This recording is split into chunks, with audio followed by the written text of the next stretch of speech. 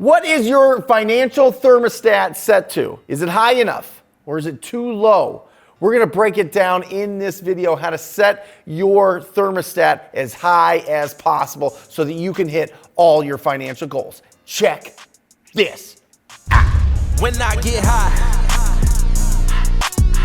I ain't looking at the clock still. Hey, it is Brent Daniels, Mr. TTP, and your financial thermostat is critical. This is the difference between building true wealth or just making a ton of money and then throwing it all back into the market. All right, your financial thermostat. This is where you make a certain amount of money and you determine when you start actually investing into assets. Because what happens is if our thermostat is set too low, let's say that it's at $5,000 or $7,000 or $10,000 a month, and we hit that goal, what happens is when we go over that, we start spending it on silly things. We start spending it on liabilities. We start spending it on making ourselves feel good and feeding our own ego. And this is something that truly people between 18 and 35 fall victim to every single day. And I want you to avoid this, because the fact is your financial thermostat is set from the time that you were a baby till about the time you were 12, 13, 14. All right. All of those thoughts about money, all those things that were in your subconscious from hearing and seeing and the people that you've been around and the things that you read are all put into your subconscious mind. And when they're in there and it's something that's negative, or it's something that says, well, if you get above a certain point, you need to start sharing it with everybody, or you know, money is bad, or money doesn't grow on trees, or we can't afford that, or all of these things that sit into our brain. They're like little grooves in our brain that prevent us from truly going to the next level financially. All right? And this affects everybody. Let me know in the comments section if this is you. Are you an entrepreneur and you set a certain amount of money that you're going to take out of the business each month and then invest the rest of the profits into the business? Well, let me explain something. If you're a real estate entrepreneur, it doesn't make any sense. Nobody's going to buy your business. I understand if you want to invest in your business as an asset because you're going to sell it someday, but people typically don't sell their real estate businesses, right? Our real estate businesses are cash machines. They're ATMs. It's what funds the rest of our investments.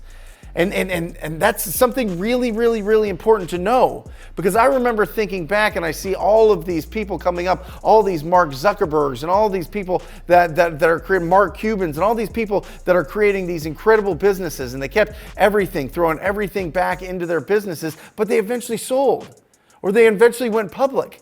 That's not the businesses that we're creating as real estate entrepreneurs, right? So you need to take the money home so that you can put it into incredible assets that'll build your wealth long term.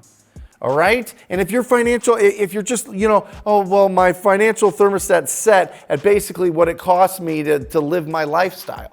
Well, that's great. Well, when you go above it, then all of a sudden you get into a ridiculous car payment. When you go above it, then you get into a ridiculous house payment on a huge house where 80% of the house is empty. And you have to keep it cool during the summer and hot during the winter. And you got to keep the landscaping going, and you got to pay for the pool guy, and you got to pay for all of these other expenses that happen. Stop it.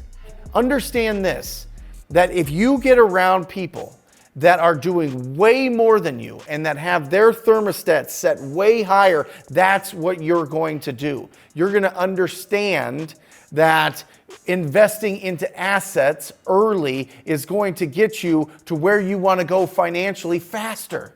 Being around incredible people that understand that. That's why when we think in our mind of mentors, we think of like older people with white hair, because they already figured this out. But you can figure this out in your 20s. You can figure this out right now. You can figure out how to be, one, financially literate, what you're already doing. There's so much incredible information out there keeping you financially literate, right? You know how to go out there and provide value and earn income. That's not what I'm talking about. I'm talking about when that income comes in, what's going on in our brains once we make $100,000 in a month, $50,000 in a month, $20,000 in a month. And then once we get there, what do? We start thinking of all the things that we ever wanted. Oh, I always wanted this as a kid, right? And we go out there and we spend it right away. And we're not building up the actual assets. The people that have long-term, like real legacy assets, and I'm not talking about like the legacy of you as a human being, but of where your family starts out, where the neighborhoods that you live in, the schools that you go to, the environments that you're in and that your family's in gets better if you have more money. That's an absolute fact. I'm not saying that there's not love there in other neighborhoods. I'm not saying that there's not respect and honor and all these other things. But what I'm saying is when you have more of a financial start in life, you have the ability to go to better schools, get better health care, have better experiences, all of these things. And we all want that for our families. We all want that for ourselves. But if our financial thermometer is too low, we're going to throw all our money away, especially as entrepreneurs. As entrepreneurs, oh my gosh, it's the easiest thing ever to go, well, it's a business expense. I'm going to go hire more people than I need to. I'm going to go spend more money foolishly on more marketing. I'm going to go and get a big office space even though you don't need it. And I know that this is ringing true to you. If it's ringing true, put it in the comments section. Because I went and got the huge office. I went and got the Mercedes and the Range Rovers and the 5 houses in Scottsdale, Arizona. I did all of that. Lost all of it. Because my financial thermometer, my financial thermostat was set way too low. And I just thought, well, whatever, it doesn't matter.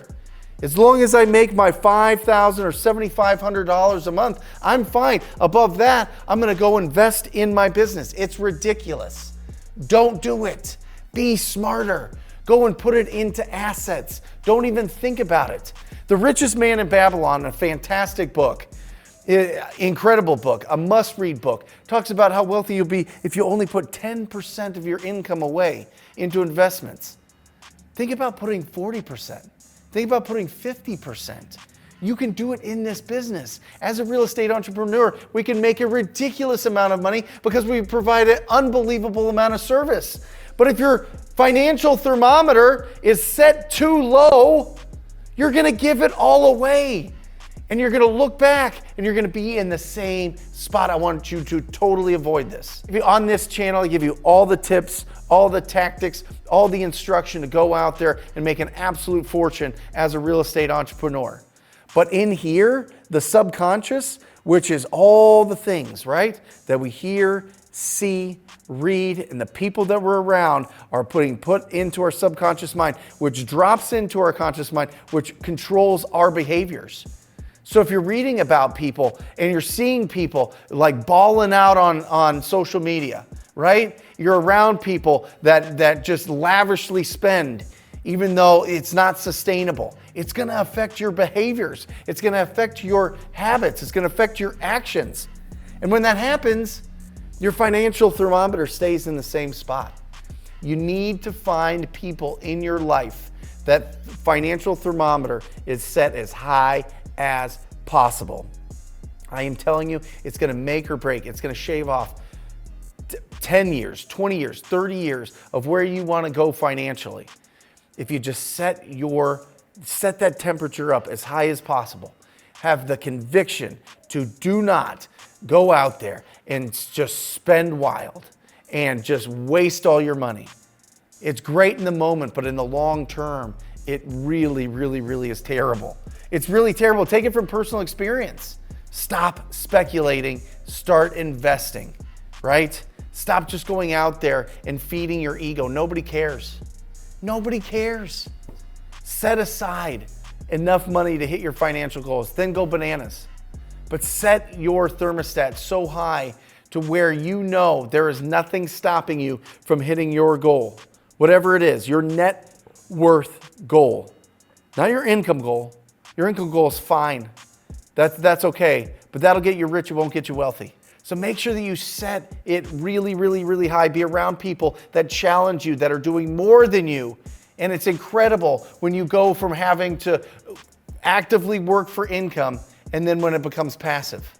When wealth truly grows because you're putting your money into something that's gonna be of service to the community forever. And listen, I get it. If you grew up in a family that was like paycheck to paycheck, everything seems urgent. Everything seems like it has to happen right now. But you have to break out of that. You have to think long term.